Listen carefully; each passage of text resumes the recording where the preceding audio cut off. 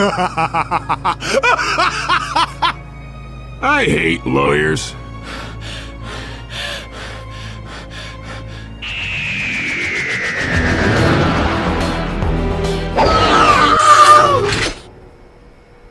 Left 4 Dead 2 is pretty fun. Is it just me? Probably just me. It's not my favorite Valve game, as you probably have noticed already, but it sure is fun. Shooting zombies with these realistic guns hits ultra-right spots in my CPU, so must I then proceed to just make the zombies look like Teletubbies? Seriously, the mods are my favorite aspect of this game. As much as I love the universe and the characters in it, I do enjoy customizing the game to suit my tastes. I like to play as my favorite characters from different media, such as Clank from Ratchet & Clank, have these funny weapons like Xenofumo as M16 from Toho Project, who has the best shooting sound and reload animation.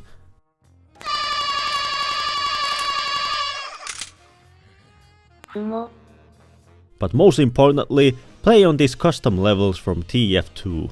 No joke, TF2 maps in this game are fantastic. Not only do they look like they're straight out of the game, they usually are quite fun survival levels.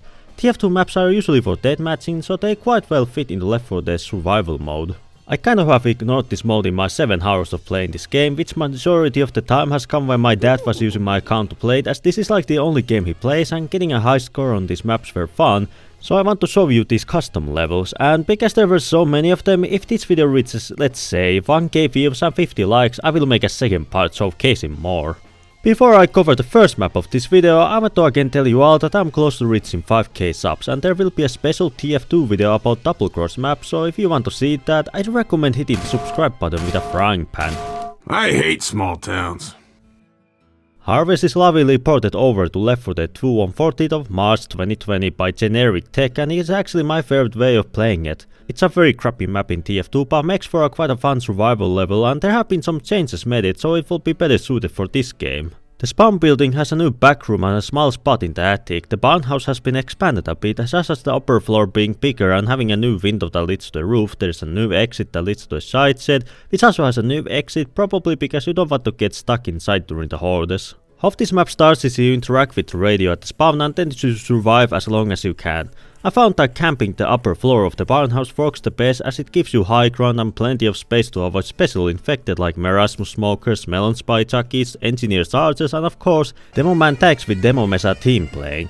What usually ended my runs was that someone was knocked down on the lower floor, and when I tried to save them, some special zombie grabbed me and caused the whole team to go down. Playing with others got me to 8 minutes and 41 seconds, while I got 8 minutes and 42 seconds when I recorded alone.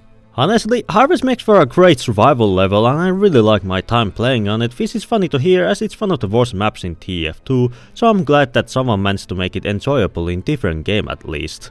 They ain't vampires, man, they're zombies! For the second map of this video, I want to talk about campaign version of Badwater Basin. It was published to the workshop 25th of March 2017 by L4D, and the level works just like it did in TF2, where you need to escort the car to the end to cause a big ass explosion to escape. The way you can progress through the map is you have to fill the cart with gas canisters, which will make it move in short bursts. After reaching the first point, you need to reset the cart with inconveniently placed switches. The second point will alert an horde, and you then need to refuel the cart at third point, and after you collect all 24 gas canisters, the cart then goes down the pit and explodes, which alerts the rescue copter to come pick you up. This map was a fairly fun experience, although I don't particularly enjoy collecting gas cans around the level. It was a nice port and it went particularly smoothly, aside from Engineer's death at the end. Hey Bill, it's your favorite, Stairs. Upward was ported over to the workshop 31st of October 2020 by Smercuries, and it's a fairly neat map. It works a bit differently to Badwater, where you need to go near the car to make it move and only occasionally need to go grab gas canisters, and this level has a high risk of being killed by a charger due to the cliff sides, especially at the fourth point. There was a weird glitch at the start where the cart spawned at the final point. There were no weapons to be found and I got stuck in the second point, which at this point made us restart the game.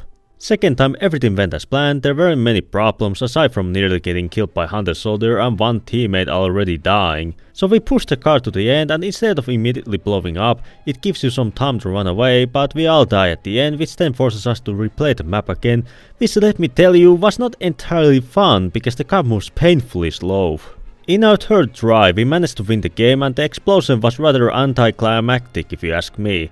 Aside from the few hiccups, the level is alright. I wish the guard will move faster so it won't take so long to reach the end. I'm getting too old for this horse shit.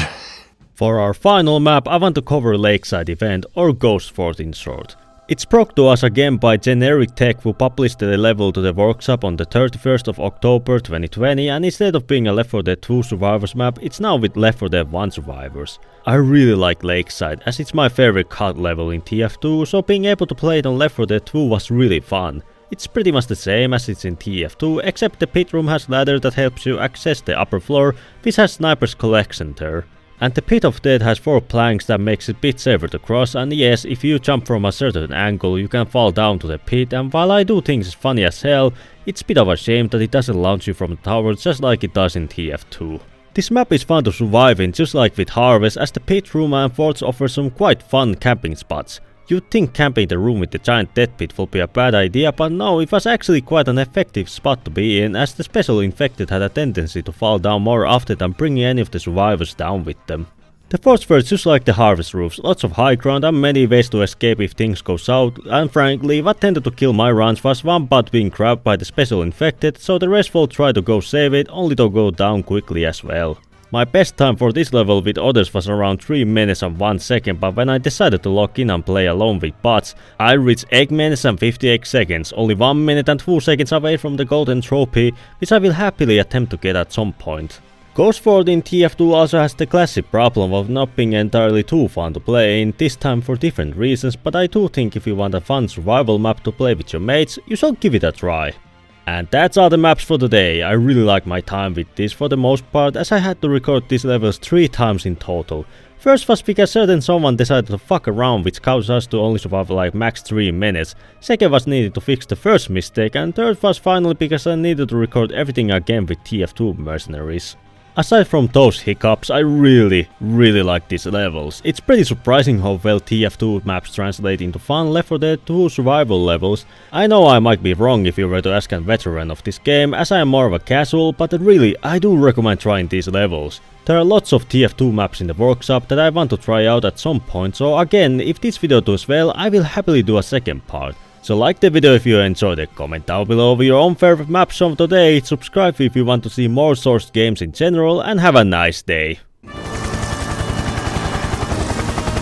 Who's here? Helicopters.